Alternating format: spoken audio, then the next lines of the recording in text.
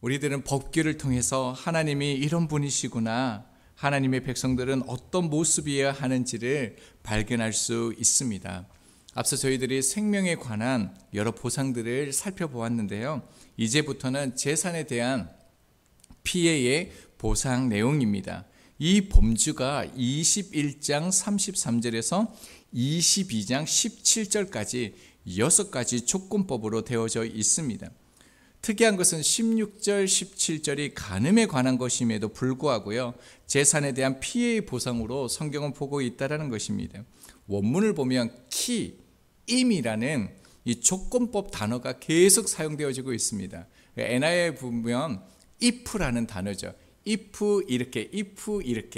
그러니까 만일 어떤 일이 일어나면 반드시 이렇게 할 것이다 라고 이 구문들이 계속 되어져 있습니다. 그것이 17절까지이고요. 18절부터는 이런 용법이 나오지 않고 일반 문장으로 돌아가게 되어집니다. 우리 첫째는 앞서 21장 33절부터 36절까지 타인의 짐승에 손해를 입힌 경우는 살펴보았습니다. 오늘은 이제 첫 번째인데요. 자, 1절부터 4절까지의 내용은요, 이웃의 가축을 도둑질한 경우에 대해서 말하고 있습니다. 1절을 보면 도둑질한 소는 5배입니다. 그리고 양은요 4배로 갚으라라고 얘기합니다. 그런데 그 상응한 그 대가를 지불하면 되는데 여러분 2배도 아니고요, 4배, 5배를 지금 갚으라라고 하고 있습니다. 좀 부당한 것 같지 않습니까? 의미가 있습니다. 당시에 소나 양을 도둑질할 때는요, 부유한 집의 것을 도둑질하지 않고요, 약하고 가난한 자들의 것을 취했기 때문입니다. 다윗이 그 우리아의 아내를 취하는 것뿐만 아니라 우리아를 죽이게 하죠. 하나님은 나단을 보내어서 한 비유를 들려주시는데, 부자가 암양 새끼 한 마리뿐인 가난한 사람의 것을 빼앗아 죽이고 손님에게 줄 음식으로 주었다라고 말합니다. 이 말을 들은 다윗이 이렇게 말하지요. 사무엘하 12장 5절과 6절입니다. 다윗이 그 사람으로 말미암아 노하여 나단에게 이르되 여호와의 살아계심을 두고 맹세하노니 이 일을 행한 그 사람은 마땅히 죽을 자라. 내가 불쌍히 여기지 아니하고 이런 일을 행하였으니 그 양 새끼를 4배나 갚아 주어야 하리라 한지라. 양에 대한 보상으로요 4배를 갚아 줘야 한다는 것을 다윗이 말하고 있습니다. 여기에서 나단의 비유가 참 중요합니다. 나단은요 부자인 다윗이 약한 자인 우리아로부터 밧세바를 취한 것을요 어떻게 보고 있습니까? 가난한 사람의 양을 취한 것을 도둑질한 것으로 보고 있다는 것입니다. 자, 그러니까요 이 말은요 가난한 자의 그 소나 양을 빼앗는 것은 우리아의 그 가정을 파괴하는 행위와 같게 보고 있다는 것입니다. 그러니까 하나님께서 이러한 행위를 엄중히 경고하시면서 4배, 5배로 갚게 하시는 거죠. 갚는 게 목적이 아니라 그렇게 하면 안 된다는 것을 경고하시는 것입니다. 그래서 하나님의 법을 근원적으로 살펴보면요 사고가 일어나지 않도록 예방하는 차원임을 알 수 있습니다. 자, 2절을 보면요 밤에 도둑이 뚫고 들어왔는데 그 도둑을 죽이면 죄가 없다라고 얘기합니다. 정당방위입니다. 4,000년 전 그 이전에는요 빛이 없었습니다. 그러니까 칠흑같이 어두웠기 때문에 상대방을 식별할 수가 없죠. 그래서 방어하다가 죽여도요 죄가 없다라고 얘기하고 있습니다. 여기서 보면 그 도둑이 뚫고 들어왔다라고 얘기하는데요 벽을 뚫고 들어왔다라는 것이 아니라 장막을 찍고 들어왔다라는 것을 봅니다. 자, 그런데 3절은 이렇게 말하죠. 식별할 수 있는, 그러니까 해 돋은 후에 피를 흘린 죄가 있으면 이라고 얘기합니다. 낮에 들어왔을 때 이 도둑을 죽이면 죄가 된다라고 말씀합니다.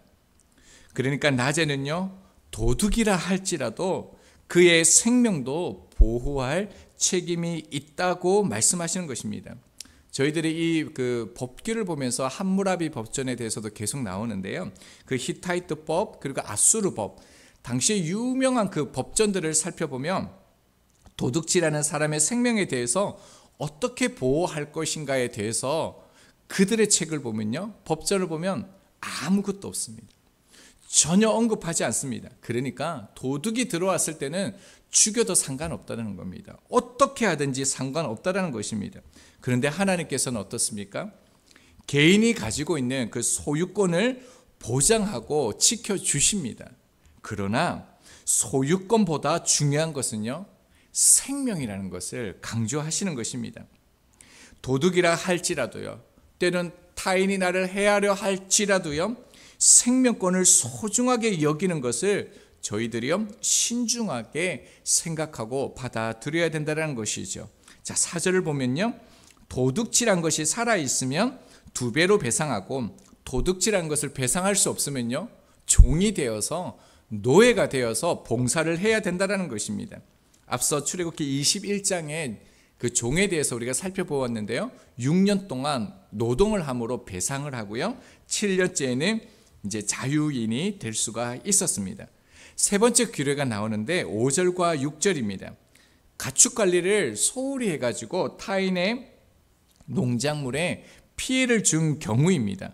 5절을 보면 소가 밭에 있는 그 가운데에 뭘 먹었든지 상관없이요, 그 짐승의 주인은 가장 좋은 것으로 배상을 해야 됩니다. 그리고 6절을 보면요, 그 불을 피우다가 이웃의 농작물을 태워서 손해를 입으면요, 반드시 불러온 자가 배상을 해야 된다는 것입니다. 부주의에 대한 경고인데요, 이 말씀을 봤을 때 제가 뜨끔했습니다. 제가 7살 때 경남 산청군 금서면 특리 455번지에서 불을 낸 적이 있거든요. 이렇게 지불놀이를 하면서 산에 불을 낸 그 기억이 딱 나는 거예요. 그때 아버님이 그 동네 분들하고 오셔서 껐던 기억이 아직도 나는데 배상을 했는지는 잘 모르겠습니다. 성경이 말하는 게요, 다른 사람에게 명백한 피해를 줬을 때는요, 반드시 그 피해에 대해서 책임이 있다라고 말씀하시는 거죠. 그러니까 내 밭이 소중하면요, 다른 밭도 소중하다는 겁니다. 내 자식이 소중하면요, 다른 자식도 소중하다는 것입니다. 또 특이한 것은 5절에 보면요, 가시나무에 댕겨 낯가리 이렇게 가시나무 이렇게 표현하고 있는데요, 이것은 밭에 경계를 표시하기 위해서 쳐놓은 울타리를 말합니다. 그러니까 하나님께서 그 당신의 백성들이 그 가나안 땅에 들어가서 농사를 짓는 것을 전제로 하고 지금 말씀하고 있다는 것입니다. 지금 이스라엘 백성들이 시내산 그 광야에 머물고 있지만 하나님의 계획은요, 하나님의 백성들이 이 광야에서 그대로 머무는 것이 아니라요, 반드시 너희들이 약속의 땅에 들어가게 될 것이다. 이 모든 법정 가운데 이 하나님의 약속이 들어가 있는 것을 다시금 발견할 수 있습니다. 자, 7절부터 13절까지는 네 번째인데요, 위탁받은 이웃의 물건을 도난당했을 경우 어떻게 해야 하는가에 대해서 말씀합니다.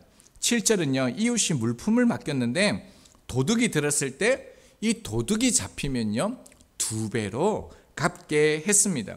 자, 8절은요, 도둑이 안 잡혔습니다. 그리고 내가 도둑질한 것도 아니면요, 재판장에게 가서 조사를 받도록 했습니다. 성경책에 보면 재판장 앞에 1이라고 되어져 있는 성경책이 있을 건데요, 각 주에 보면 하나님이라고 엘로힘이라고 되어져 있습니다. 그러니까 하나님 앞에 가서 판결을 받는다는 마음을 가지고 정직하게 해야 된다는 것을 말씀합니다. 그리고 9절은요, 서로 물품이 자기 것이라고 주장하는 사건이 벌어질 수가 있습니다. 그때도요, 재판장에게 나아가서 재판을 받고요, 유죄 판결을 받은 사람은 상대방에게 갑절로 배상할 것을 말씀합니다. 자, 10절과 11절은요, 맡은 짐승이 풀이의 사고를 당해서 죽은 경우입니다. 자, 그것을 본 사람이 없으면요, 어떻게 합니까? 이웃은요, 내가 손대지 않았다 하나님께 맹세하고요, 그 주인은 그것을 믿어야 한다는 겁니다. 놀라운 말씀이죠. 하나님께 맹세하면요, 죄가 없어집니다. 여러분, 그러니까요, 하나님께서 꿈꾸시는 나라가 어떠한 나라입니까? 하나님께 맹세함으로 이 모든 분쟁이요 해결되어질 수 있는 나라이어야 된다는 것입니다. 하나님을 향한 신뢰를 바탕으로요 서로 간의 신뢰의 관계가 형성되는 것, 그것이 하나님의 나라인 것입니다. 자, 12절을 보면요, 도둑 맞은 것이 맞다면요 배상을 해야 되고요, 13절 14절은요 맹수에게 찢겼으며 찢긴 것을 가지고 와서 보여주고 배상하지 않아도 됩니다. 이것은 사고라는 것이죠. 자, 그리고 다섯 번째입니다. 14절 15절은요 빌려온 물건이 문제가 생겼을 경우입니다. 자, 빌려준 주인이 없을 때 짐승이 상하거나 죽게 되면요 배상을 해야 됩니다. 자, 근데 15절은요 그 원래 그것을 맡긴 주인이 함께 있을 때 상하게 되어지면요 주인도 책임이 있어서 배상하지 않아도 된다라고 얘기합니다. 그리고 빌려올 때 세를 주고, 그러니까 임대료를 주고 빌려온 것이면 예상되는 손해까지 포함한 것이기 때문에 문제가 되어도 배상하지 않아도 된다라고 말씀하고 있습니다. 자, 마지막 여섯 번째는요 16절 17절인데 혼인, 빙자, 간음에 대한 배상에 대해서 말씀하고 있습니다. 약혼하지 않는 채로 처녀를 범했을 때는 납폐금을 주어서 아내로 삼아야 합니다. 반드시 책임을 져야 한다는 것이죠. 그런데 이런 경우도 있습니다. 처녀의 아버지가요 내 아내로 줄 수 없다라고 이렇게 말하는 경우에는 어떻게 해야 되냐는 거지요. 그래도요 처녀를 범한 사람은 납폐금을 내도록 했습니다. 납폐금은 결혼할 때 신랑이 신부의 아버지에게 주는 지참금을 의미합니다. 이 지참금이 얼마인가는 조금 다를 수가 있는데요. 은 50세겔이라고 얘기합니다. 신명기 22장 29절입니다. 그 동침한 남자는 그 처녀의 아버지에게 은 50세겔을 주고 그 처녀를 아내로 삼을 것이다 라고 말씀합니다. 은 50세겔이 얼마만큼 되냐면요 당시 1년치 연봉이요 10세겔이었습니다. 그렇다면요 50세겔은요 대단히 큰 금액입니다. 여러분, 그 당시에는 그 여성을 숫자에도 굉장히 종으로, 재산으로, 목록으로 보는 시대였습니다. 그런데 하나님께서는요 은 50세겔이라는 대단한 금액을 지불하게 하셨습니다. 하나님은 이처럼요 상처받고 연약한 이들을 보호하는 것이 하나님이 바라시고 만들어 가시는 나라임을 우리 가운데 말씀하시는 것입니다. 우리가 지금 계속 이제 법규들을 살펴보았는데요. 혹시 법규들을 보면서 좀 특이한 점을 보았습니까? 죄를 지으면 이렇게 하라라고 계속 되어져 있는데 특이한 게 하나 있습니다. 이스라엘의 사법 제도를 보면요. 범죄자를 가두는요. 감옥이 없다라는 거예요. 분명히 죄를 짓고 살인을 했는데요. 문제를 발생을 시켰는데 이들을요. 구금하지 않는다라는 거예요. 감옥을 만들어서 그들을 구속하지 않는다라는 거예요. 그러니까 감옥이 없다라는 말은요. 하나님의 사법 제도가 처음부터요. 애당초 징계가 목적이 아니라 회복의 목적이 있다라는 것을 알 수가 있습니다. 그러니까 가해자도요. 자신의 죄를 보상하며 재발을 방지할 수 있고요. 피해자도 보상을 받으면서 회복되어질 수 있는 것이 이 하나님의 나라라는 것입니다.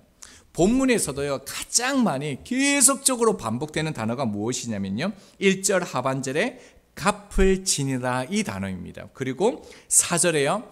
배상할지니라. 특별히 배상할지니라 이 단어는 계속적으로 나오고 있죠. 그럼 흥미로운 게 뭐냐면요. 갚을지니라 그리고 배상할지니라 이 단어의 히브리어 어근이요. 같습니다. 어디서 나왔냐면요. 놀랍게도 샬롬과 같은 어근입니다. 그러니까 따라서요. 갚을지니라 배상하다 이 말은요. 상대방이 입은 피해로부터 샬롬, 평안함을 되찾아 주는 것까지 배상의 범위라는 것을 하나님께서 말씀하고 있다는 것입니다. 그러니까 하나님의 백성이 어떻게 살아가야 된다고요? 남의 상처, 타인을 먼저 책임져 주기 위해서 부단히 노력하고 그들이 샬롬 할 수 있도록 평안함을 구하는 그 나라가 하나님의 나라라는 것입니다. 그뿐만이 아니에요. 하나님의 나라의 특징은요, 주님께서 마태복음 5장 44절에서요, 원수를 사랑하며 박해하는 자를 위해 기도하라라고 말씀하십니다. 여러분, 이 말씀은요, 본문에서도 그렇게 얘기해요. 어디 있냐면요, 22장 3절이죠. 해 돋는 후에는 피 흘린 죄가 있으리라. 이 말은 무엇입니까? 원수를 사랑하는 하나님의 마음을 가지라는 거죠. 도둑의 생명을 보호하라는 것입니다. 그러니까 하나님께서는요, 가해자의 샬롬도, 가해자의 생명도 보호하십니다. 여러분, 어떻게 보면요, 피해자 측면에서는요, 굉장히 억울하고요, 부당한 처사가 맞습니다. 어떻게 이렇게 할 수 있느냐라고 말합니다. 나를 해하고 죽이는 자를 향하여, 나를 넘어뜨리게 하는 자를 향하여 어떻게 걱정하고 어떻게 그들을 사랑할 수 있습니까? 이것은 옳지 않습니다라고 말할 수 있습니다. 그럴까요? 여러분, 마귀가요, 우리의 죄를, 우리의 약함을 하나님께 날마다요 참소한다고 말합니다. 날마다 우리의 연약함, 그 죄짐에 대해서 고발한다라고 성경은 말하고 있습니다. 그러나 하나님은 어떻게 하십니까? 그런 도둑과 같은 남을 해치는 우리들을요, 오히려 사랑하시고 보호하신다라는 거예요. 오히려 우리의 샬롬을 위하여서 우리의 삶을 지키시고 보호하신다라고 말씀합니다. 그러니까 여러분, 하나님의 공동체는요, 모든 구성원들요, 예외 없이요, 하나님 안에서 샬롬을 누리는 것임을 발견할 수 있습니다. 오늘 저희들이 만나는 사람들에게 어떻게 샬롬을 줄 수 있는지, 그들에게 평안을 줄 수 있는지 기도함으로 도울 수 있는 그런 하나님의 공동체, 또 하나님의 사람, 우리 부활 소망교회가 되기를 소망합니다.